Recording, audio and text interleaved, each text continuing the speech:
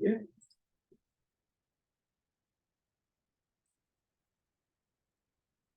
All right, so Can everyone see the screen okay? Yes, excellent. thank you. All right, so I'll start off with my name. So I'm Matt Barsden. I'm a tenancy advocate here at DCLS. I'm one of the two Matts who's in the tenancy team. So if you ask for one of us, you'll definitely get one or the other. We'll never get tired of it. And we're here to talk a bit about the changes that are being made, or what we're trying to have made to the Residential Tenancy Act, and what the need for that is. We'll be doing that by way of a comparison between our jurisdiction and other jurisdictions. So this is a comparison between the Northern Territory and other jurisdictions in Australia. And we will also be looking at some of the things that we've asked for, some of the things that National Cabinet have proposed, and all states and territories have agreed to make changes on, and see what changes have been forthcoming. We've got a few bits of information. So when I prepared this this PowerPoint, I had access to the second tranches changes that were proposed by the Department of the Attorney General. And just this morning, I have received a copy of the draft bill. This is not available online yet, but I'm sure that will be in the next few days. It's just been introduced. For those of you who are wanting to find it, it's serial number 108, and it should be available for the current session within the next few days as it's released. Otherwise, you could send an email to the Attorney General's office and ask for a copy yourself. It may not be in the same form that I have it today, and more likely than not, it will change by the time it passes. Anyway, to start us off, I'd like to acknowledge the traditional custodians of the land on which we are meeting and presenting today, which is the Larrakia people. Pay respect to their elders, both past, present, and emerging, and extend that respect to all Aboriginal and Torres Strait Islanders, people who are with us here today, and the land on which you yourselves participating from. So a little bit about us. So the Tenants Advice Service is an arm of the Darwin Community Legal Service. We offer free legal advice and information to tenants for their problems with real estate agents, landlords, or problems with their housing generally. We assist them if it's required, prepare and lodge in the Antique Act, and we can also offer representation there. And we also offer these community legal education sessions, and we, more importantly, today's relevantly, we lobby to improve tenancy legislation and policy. That's something that's been ongoing throughout the year, and this is some of the fruit of that. So tenancy reform is historically very slow and difficult, especially when basic needs become commodified. We find that there is a very passionate spark that is ignited within people, and this can be both good and bad. In the good respect, things historically seem to have been improving, and the great arc of history is leaning towards an improvement and a well-regulated system. However, over the course of history, many people have lost their lives pushing for tenancy reform, and that's something that I would like to remember as well, that this is something that is much easier today than it was 100 years ago. So currently, the law as it stands relating to tenancies are governed by the Residential Tenancy Act 1999. There are a few types of tenancies which are excluded. Those are listed in section 6 and also in some of the regs, such as certain Borders lodges and North Flinders House at CDU is not covered by the Residential Tenancy Act. Holiday accommodation in section 6, and importantly, the charitable purpose homes. So a lot of halfway houses, the Red Shield up the road, and a lot of community housing is very borderline whether or not it's counted as a residential tenancy. Some community housing is, other community housing is not. So it's worth being very careful if you're checking a residential tenancy act or something that appears to be a residential tenancy act to see if it meets the requirements under section 6 to be listed or not listed as a tenancy. Unlike other jurisdictions, the Tenancy Act here does cover employment housing. So if you're used to working in, say, Victoria, where it's specifically cut out, all employment housing in the Northern Territory is covered by the Residential Tenancy Act. So if there isn't a written agreement, which many times there isn't, the one in the regs will apply. Landlords have got certain duties when it comes to maintaining their home and doing things for the benefit of the tenants. So they have to maintain the premises in a reasonable state of repair.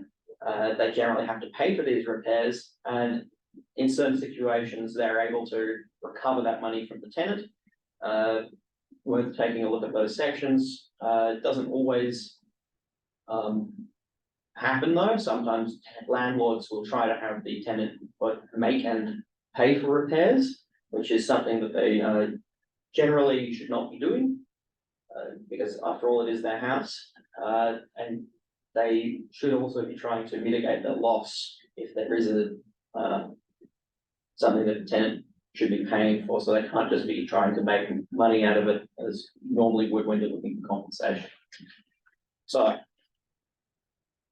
minimum standards are something that the Act points towards, but does not specifically mention. So there is a kind of penumbra argument to be made about the requirements in the Act that say, well, it talks about locks and that landlords must maintain locks, therefore you can assume that there are certain requirements for the security of the premises and what sorts of things should be there. However, there is no minimum standard list, unlike the ACT, Victoria, Queensland, South Australia, and Tasmania. Different states have got different methods of thinking about minimum standards. Some states will give you a comprehensive list. So the ACT and Victoria in particular are very good at giving a strong and well thought out list of things which they would consider to be a minimum requirement of a tenancy. What sort of condition the property should be in, what sort of things should be included. Other states will use a small list of things that should be included, like Queensland, for example. They say things like there should be an oven, there should be either heating, cooling, and anything else that's required. Otherwise, states like Western Australia and the Northern Territory tend to give a very, very thin list, and they say that it should be reasonably comfortable. It should be good enough. Now, you'd expect if you hired a car or something along those lines, or you bought things, that it would be fit for purpose. That fit for purpose is easier to work out what the purpose is. It's easy to regulate based on a strict list with anything extra that might be desirable to be considered in the regs or added on later. This is not something that this is something that National Cabinet thinks should exist. So minimum quality standards should be something that are across the board and universal, according to National Cabinet, and they should be listed as to what sort of things should be there, what sort of things are required for a tenancy in order for it to be rented out. Now, we've not had any proposals yet in this bill or in Tranches Reform, but it's something that needs to be addressed, mostly because of the effect of the Santa Teresa decision, which is currently before the High Court. This is a quote from the Northern Territory Court of Appeal, which is saying the requirements in the Act as to what would make a house habitable are a very narrow or a thin list. It's just about, is the tenancy, is this house going to kill you? Is it going to cause you injury? If it is, then that's probably not habitable. Whereas previously the Supreme Court of the Northern Territory took the view that it might be a few more things as to what would allow for comfort. When the High Court comes out with their decision, we will probably run another CLE to discuss that in a bit more detail. But what this, the take-home message is, if the High Court does agree with the Court of Appeal, then there will be a stronger need for a list of things which make a house habitable, just to give security to tenants and to give certainty to landlords.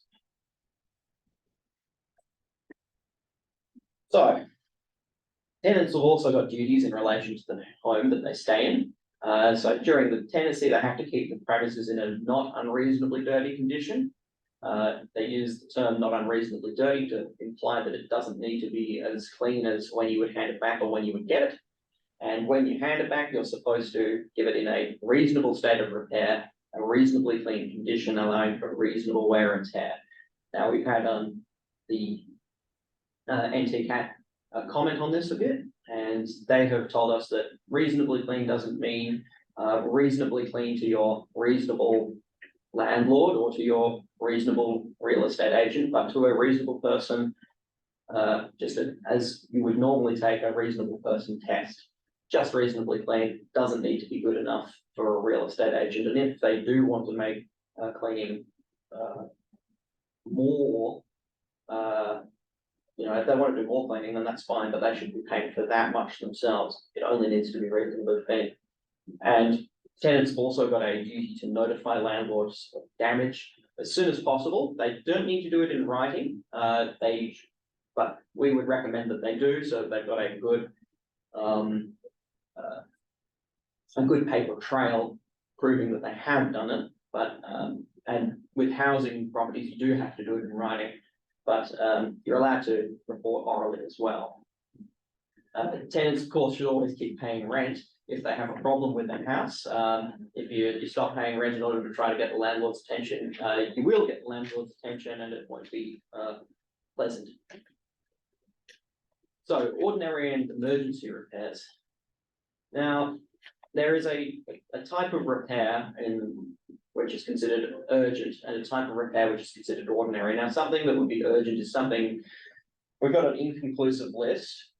Sorry, not inconclusive, my apologies, non-exhaustive list. It's section 63, subsection 2, which talks about certain things which would be considered an emergency repair. Things like a burst water pipe, a blocked toilet, your only means of cooking failing, things which would be a hazard to life and limb, and things which would unduly inconvenience the tenant generally.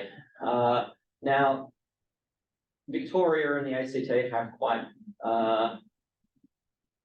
lengthy lists of things which would be considered urgent or an emergency repair. Things like air conditioners, supplied fridges, listed in Victoria and ACT, for example. West Australia doesn't have a list, and Tasmania distinguishes between urgent and emergency repairs, which is, I think, quite good, because it will say that there's certain things which need to be dealt with quicker and certain things which need to be dealt with quickly, but not that quickly. In the Northern Territory, an ordinary repair is anything that is not an emergency repair, and you're supposed to notify the landlord. Once they have been notified, they've got 7 days to notify the tenant of how they're going to be making the repair, and then 21 days to make the repairs happen. Now, you can send a breach notice from that 21 days, and ask them to remedy, and if they fail to, you could be terminating on those grounds, but the termination isn't made, so it's not always the easiest thing to do to have the repairs made. But once a ordinary repair has been going on and not been addressed for 21 days, the NTCAT has said that in certain circumstances that can trigger the on the previous slide, the undue inconvenience clause in the emergency repairs. So an ordinary repair can, by the passage of time, be transformed into an emergency repair. And once an emergency repair has been notified, the landlord has got 14 days to make those repairs. Now, in other jurisdictions,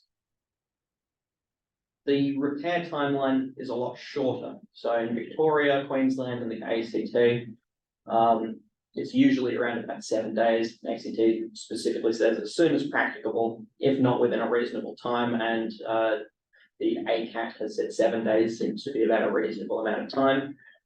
West Australia is an outlier for one reason or another. For any damage to an essential service such as water, gas, 24 hours is the amount of time.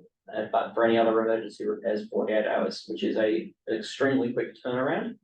And good on them for having that there, but it goes to show that the requirement for 14 days to be repaired, plus when you send a breach notice, you usually give 7 days. You can give more to have a breach of your contract or your tenancy contract dealt with. So we're talking about 21 days anyway if an emergency repair has not been dealt with, and then once your breach notice has been done, you can take it to the NTCAT to ask to terminate if it's not been dealt with. But at that point, it's been a long time and you've been having to put up with this for a while, and you might not even get a termination. You might just get an order for the repairs to be made, or an order for a reduction in your rent to compensate until the repairs are done. So having these short time frames helps tenants and it helps landlords as well, because it gives them the idea that these things need to be dealt with and they know that it's important. So what about minor modifications? Now, in the NT, you can make minor modifications if you get permission of your landlord. We've had a bit of a change with this new bill, and I'll point to it here, which is tenants have now got rights to, well, if this passes, and it passes in the terms which it's written, tenants will be given rights to alter locks and security devices, should it be necessary, and the landlord will be allowed to, the landlord will have to be notified, but they were only allowed to give a reasonable excuse if they don't want to, or in cases of domestic violence, they won't be able to complain about it. In fact, the protections for victims of domestic violence in this new bill are quite good, so I'm hoping that it passes.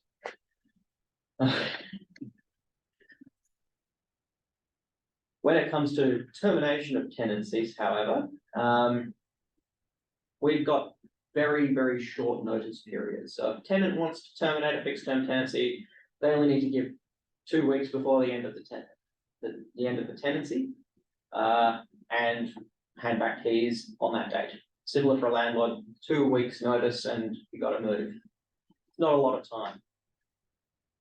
If you want to terminate a fixed term anywhere else, the most common notice period is 28 days or thereabouts. So 3 weeks in ACT, 30 days in West Australia, 2 months in Queensland, which is a reasonable amount of time, but perhaps even too long. And if a landlord wants to terminate, the average amount of notice is 60 days, 90 days in New South Wales and South Australia, 2 months in Queensland. So for both of these, notice period in the Northern Territory is the shortest in the country. Now, there's a reason that this might exist, which is that the population of the NT is, we've got some of the highest numbers of renters in the country, almost 50% of Territorians rent. And we've also got a very transient population. So people come up here and they might have to leave at reasonably short notice. So being able to leave a tenancy and not know that you have to leave the tenancy until a few weeks before you leave might be one of the reasons why we have such short notice periods. Similar to periodic tenancies. If a tenant wants to terminate a periodic tenancy, they're supposed to give 14 days notice to the landlord, and the landlord wants to terminate a periodic tenancy, the landlord should give 42 days written notice to the tenant. So as a reminder, a fixed term tenancy is one which is for a fixed term starting on one day, ending on another day. And a periodic tenancy is a week to week or month by month tenancy where there is no fixed end.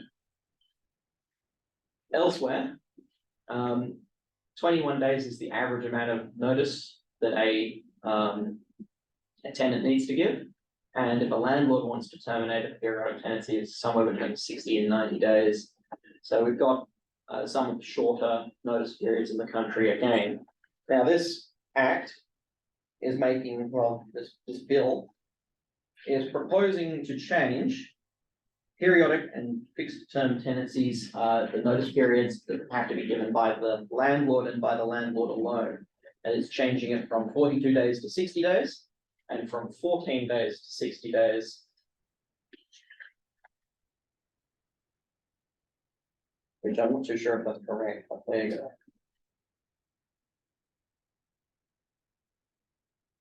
Yeah, it's quoted by the landlord. There is no changes to the amount of time that a tenant needs to give. So we will still have the shortest amount of notice for a tenant to give it to the landlord, but now the average amount of time that the landlord needs to give to the tenant. I expect that may change by the time this passes to bring the tenant's duties in line with the rest of the country, but it may not as well, given the reasons that I gave before, that we have a transient population and we have a lot of renters. The National Cabinet has asked that we have a nationally consistent implementation and genuine and reasonable grounds for eviction. So the ACT, for example, has got rid of no grounds evictions with periodic tenancies. So that's where the landlord will have to give a reason as well as notice that the periodic tenancy will come to an end, which is not happening here, but the notice periods is changing, which is very good to hear. So lease breaks. So if a tenant chooses to end a fixed term tenancy early, they can be up for quite a lot of money. They could be up for the entire amount of rent that's owing between the time that they leave and the end of their tenancy agreement, and reasonable advertising fees. You could imagine in a very bad market that might be something that happens. However, the landlord still has a duty to mitigate their loss, so they should be putting advertising up and they should be trying to find somebody even at a lower rate. And the tenant can be liable for the loss in rent over that period. And so it's well worth, if a tenant wants to break their lease, that they should come to us and see what the other options might be. Other jurisdictions have got limitations on the amount of a lease break fee, and that's something the National Cabinet would like to deal with. All jurisdictions have agreed that there should be a limit to lease break fees, allowing for a maximum prescribed amount. Has that happened? Yes, that's from tranches, just so you know, that quote there. And does this bill address that? Yes, it does. So that's some excellent news. That what will happen is there will be a limit on the amount, and this bill follows what's written there, which allows a limited amount of compensation in the case of a broken lease, which is good. That gives certainty both to tenants and to landlords. Landlords have got a very strict timeline in which they have to take action in the NTCAT. So this is good for them. It allows them to quantify their losses with a precise number and not have to stick around and ask for an adjournment until the end of the tenancy to be able to quantify their losses. They'll be able to go there and get it all done. Similar to tenants, it means that if they break the lease, they have an idea of how much they're going to be up for. The numbers in this are likely to change between now and when it passes. However, having something like this it's really excellent work for the certainty. domestic violence protections, so the National Cabinet is asking for a bunch of things, allowing tenants who have experienced domestic or family violence to end their agreements without penalty and a streamlined process for this, change locks and make security improvements, have their name removed from databases.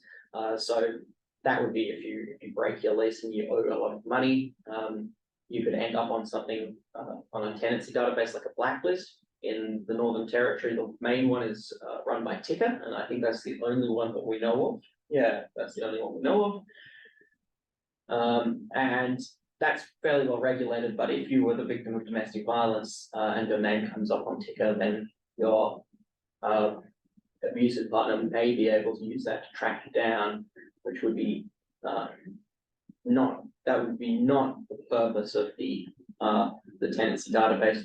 The tenancy database is to protect landlords from tenants who may fail to pay or may owe a lot of money, just so that they have an idea of what they're getting into. So that's what it's for, not for hunting down your ex. And also jurisdictions to consider further actions to protect victims of domestic violence. Now, this bill it's really quite good. If I can, I'll see if I can send out a copy of this with the, I'll send out a copy of this with the slides and with the recording. It's worth having a read of because there's a lot in it, and I'll say domestic violence is not my area of expertise, and some of you may have that expertise. Right now, if you want to modify a tenancy agreement, and there's a domestic dispute, so both partners or ex-partners were named tenants on an agreement, and they wanted to have that changed, either one of them wants to be removed or they wanted to destroy the tenancy in its entirety, then they can make an application through the local court under the Domestic Family Violence Act. But if they wanted to take it to the tribunal under the Residential Tenancies Act, then the only thing that they could ask for is to terminate for the reasons of hardship, undue hardship, that would be to, and they can't strike an individual out and can't make modifications in that way. So if someone wanted to continue on a tenancy and have things changed, the only time to do that would be when they're talking to their family lawyer rather than talking to us, because the tribunal just does not have that power. We don't deal with family and domestic violence, so it's not something we can do all at once. However, some of this is going to be changing that. It looks like there's going to be an ability to remove a tenant or remove yourself from an agreement if you can prove that you're a victim of domestic violence and you apply to the tribunal, have that made. Again, may be changed, but right now you could get a letter from this. It's saying that you could get a letter from a legal practitioner saying that you're the victim of family and domestic violence, and use that to end your tenancy, which would be quite useful, or sever yourself from a tenancy. Now, there's been a lot of proposals in here. There's both determination. There's changed the undue hardship clause in here, which is it's kind of interesting because it's changing both. It's changing the wording from undue hardship alone to some sort of financial hardship plus any other sort of like physical or psychological or some sort of issue with safety. So they're trying to sever the ability to terminate for hardship for purely financial reasons. That's something that the tribunal has already said that they believe that the Section 99 hardship is false. So we've had we've seen cases through the NTCAP where someone who's lost their job has tried to terminate for hardship, and they have not succeeded. So this is clarifying that even further. The change in here saying that it cannot be purely financial. We will hopefully we'll be able to test that, but we'll see how that comes along.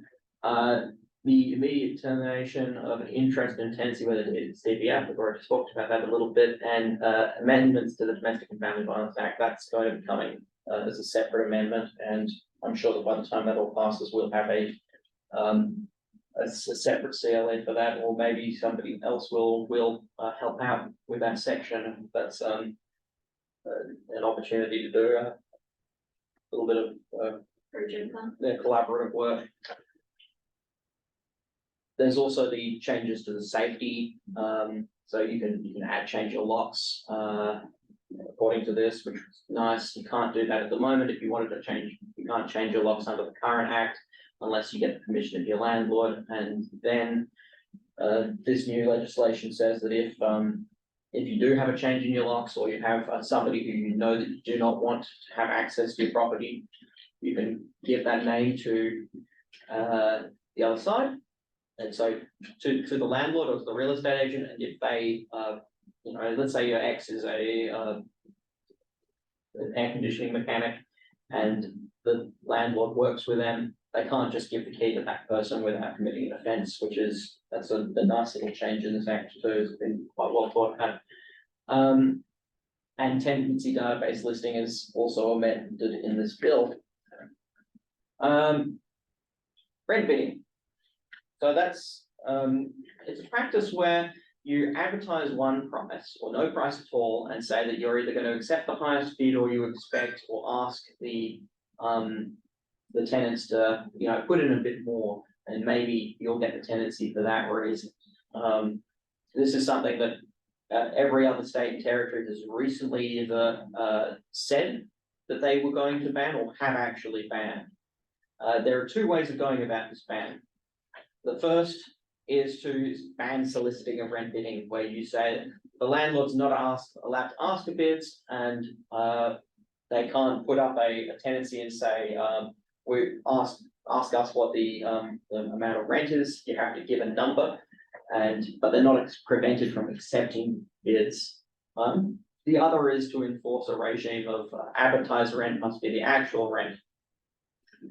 This bill has followed the tranche's recommendation of the second option, which is the, I think, cleaner and the better option, which is to say advertised rent is to be the rent. And if there is to be any change in the rent, it's going to be more expensive for one reason or another, then there must be some extra service or benefit provided by the landlord. So mowing the lawn or something like that, or or maybe including the water when it wasn't previously included. That's a nice clean reason as to why it's a good way of banning rent bidding, and I think that this is an excellent change.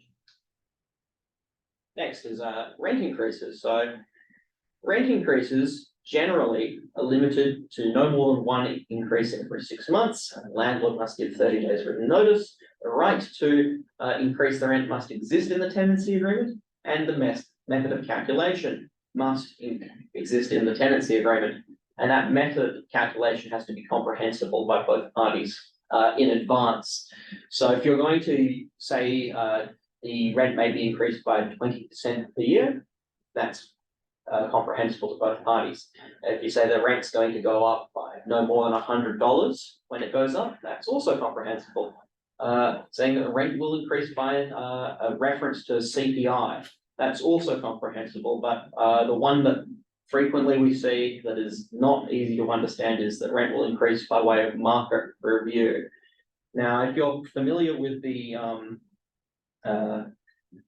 Business Tenancies Fair Dealings Act, you'll find that they do have a market review system in that. The Residential Tenancies Act specifically does not mention it, and it does not mention market review for the reason of it not being comprehensible usually to a tenant as to what market review means or how it's calculated. Plus residential tenancies tend to move a lot quicker and have increases that happen more frequently than a business. And there's also a much more, a bigger imbalance of power between the parties. So that's one that at least the tribunal has agreed with us it's not going to happen. So no market review, no buy-in amount, or we reserve the right to increase rent and at our discretion. It's got to be comprehensible. Both sides have to be able to work out what it means before they agree to it. Now the Act also says that those sections, the previous ones that we were mentioning, so subsection 3 of section 41, do not apply if there's a tenancy agreement under which rent payable changes automatically at stated intervals set out in the agreement.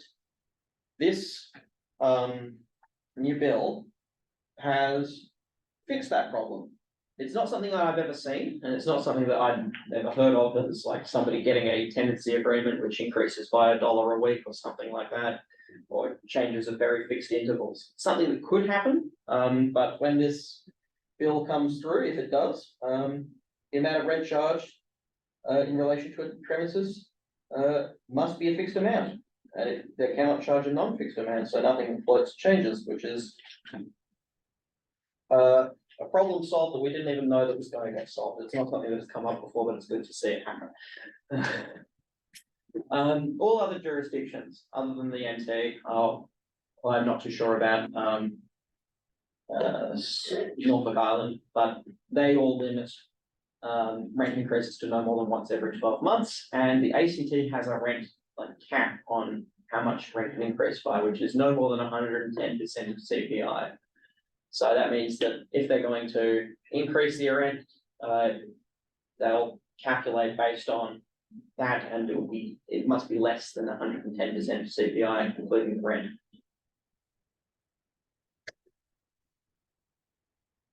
National Cabinet has said that there should be a limit of no more than once per year. Is there anything in this bill about that? No, there's not. However, there's a little folly of mine. A little bit of historical context. So we previously, under the previous Tenancies Act in the Northern Territory, had a Commissioner for Tenancies who was willing to set a maximum amount of rent. The Commissioner would be able to set what the fair rent was for a particular building, and they'd say that that's the amount and no more than that. That was something that you had to apply for the Commissioner to do, and they didn't always do it, but it did exist as an option. Previously, rent controls have happened in Australia since as early as at least 1915, under the Fair Rents Act of New South Wales, which limited rents to no more than 6% of the property's value, followed during the Great Depression by the Reduction of Rents Act, which statewide reduced all rents by 22.5%. It was that simple. They say, so this is a snippet from that act, where they say rents will be, it's a straight reduction. And if the landlord doesn't like, or the tenant didn't like it, then the tenancy could be terminated. Which is, and also if they were to relet, it would still be at that lower rate. Legislation back in those days was a bit more of a blunt instrument than it is today. I don't know if you could get away with something like this anymore, but it's interesting to see that there was a bit of imagination back in the day. The Commonwealth has also implemented rent controls. So the Greens, who have been asking recently for changes to like rent caps, or that to be considered through a national system or by a national cabinet, there is some precedent for that. The National Security Fair Rents Regulations in 1939, which was created under the Defence Head of Power, allowed each state and territory to create a fair rent board and would set rents. And again, after the war, the power disappeared, and the Commonwealth said, all right, let's see if we can put this in the Constitution. And there was a referendum which asked, could the Commonwealth continue to set rents and prices under section 51. This referendum unsurprisingly failed, like most referendums do in this country. But it was, I suppose, worth a shot. No state or territory, well, territories weren't voting back then, but no state voted for this. There's nothing proposed to limit rents in the NT, be it by time period or by amount.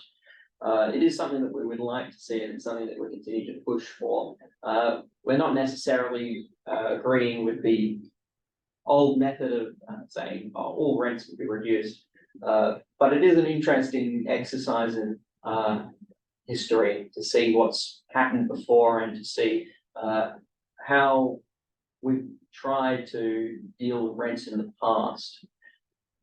Some of them have been more successful than others. Rent control is something that existed in this country up until very recently. You could get an apartment through a housing commission, and the rent might be, or even a private rental, which was controlled, I think in Victoria up until about the late 1980s, but no longer. Now, there are still some things that National Cabinet has asked for that have been implemented, some that haven't. So there's a few that I haven't mentioned. The ones that we have just gone through are the ban on soliciting of rent bidding, allowing tenants who are experiencing domestic violence. So that's all been done, and limiting lease break fees, and some that are unmet. Although the one which I've highlighted there, making rent applications easier and to protect renters' personal information, was not asked. We didn't see anything about that in tranches, but it has been addressed, and that has been addressed in full. So there are now in this bill a number of privacy matters which are being considered, such as if a landlord wants to take a video or take photos of your house, if this goes through, then they'll give you a right to look at that stuff before it goes up, and to remove things that might compromise your privacy. That's also part of the domestic violence protections, but it's useful for ordinary people as well, who have not had any issue with that, be able to say, I don't really want all of my things to be on an advert on realestate.com.au. I'd like to be able to have a say about that. And this says a landlord must not publish or publicly display any image or video referred to in subsection 2, which is of the the house and bedrooms and so on, before the tenant has given a written consent, and the landlord to the landlord for the images or videos to be published, with a maximum penalty of 20 penalty units. Which is great to see. There's still nothing for regulating short stay residential accommodation, minimum quality standards, or which I've not mentioned, a bond board, but we're not expecting a bond board this round. We're not expecting one until after the election. However, we've heard that it may be an election promise, that if you vote for certain parties, that they may have a stance on whether or not a bond board will be adopted in the NT. That's something that we're hoping to see, and we're hoping to see a lot of parties get behind, because we're the only jurisdiction without a bond board, and we have a similar number of renters as are in Tasmania, and they have a bond board, so I don't see a reason why we wouldn't be able to run one either. Okay. Have you got any questions? Can I open this up for questions?